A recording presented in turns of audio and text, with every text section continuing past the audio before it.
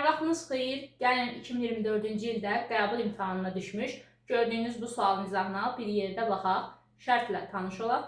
Şərtdə deyilir ki, qayışlı ötürmə ilə fırladılan iki disk üzərindəki 1, 2 və 3 nöqtələrinin xətti və bucaq sürətləri arasında hansı münasibətlər doğrudur? Xətti sürət V və bucaq sürəti omeqanı bizdən müqayisə etməyimiz istənilir. Biz bilirik ki, qayışlı ötürmədə nə sabit idi? V konstant idi, sabit idi. Baxın, bir nöqtəsinin aid olduğu bu çevrə ilə iki nöqtəsinin aid olduğu bu çevrə qayışla əlaqələndirilmişdir. Deməli, artıq sürətlər bərabərdir. V1 bərabərdir V2-yə. İki nöqtəsinin aid olduğu çevrə ilə üç nöqtəsinin aid olduğu çevrə fikir versəz, mərkəzindən keçən ox ətrafında fırlanan diska aiddir. Deməli, artıq burada nə sabit olacaq?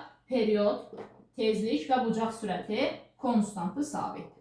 Bu hərflərdən biri olan düstur verməliyik. Mən omega ilə olan düstur verəcəm. Heç bir fərqi yoxdur. Period və tezlikdən də istifadə edə bilərsiniz. V-nin omega ilə olan düsturu V bərabərdir omega R-dir. Burada omega sabitdir. V R-lə necə asılı olacaq? Düz asılı olacaq.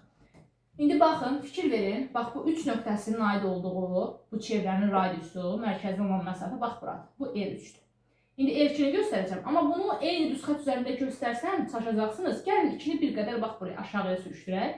İndi 2-nin mərkəzdən olan məsafəsi də bax buradır. Bu da R2-dir. İndi fikir verin, R2 daha çoxdur yoxsa R3? R2 daha çoxdur. Onda yazacağıq ki, R2 böyükdür nə? R3-dən. V R-lə düz asılı olduğundan V2 də böyük olacaq V3-dən. İndi deməli, V1 bərabərdir V2-yə və V2 də böyükdür V3-dən. V-ləri müqayisə etdik. İndi keçək omega. Baxın, qeyd etdik ki, bu 2 və 3 nöqtəsinin aid olduğu çevrə mərkəzindən keçən ox ətrafında fırlanan diska aiddir. Burada omega nədir? Sabitdir.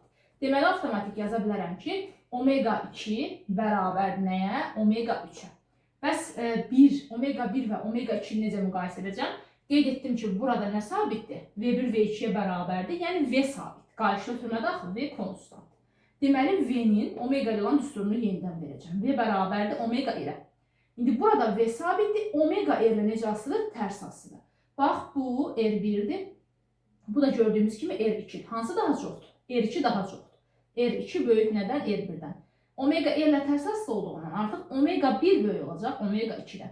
İndi bax, burada deməli, omega 2 omega 3-ə bərabərdir və omega 1 hər birindən nədir? Daha çoxdur.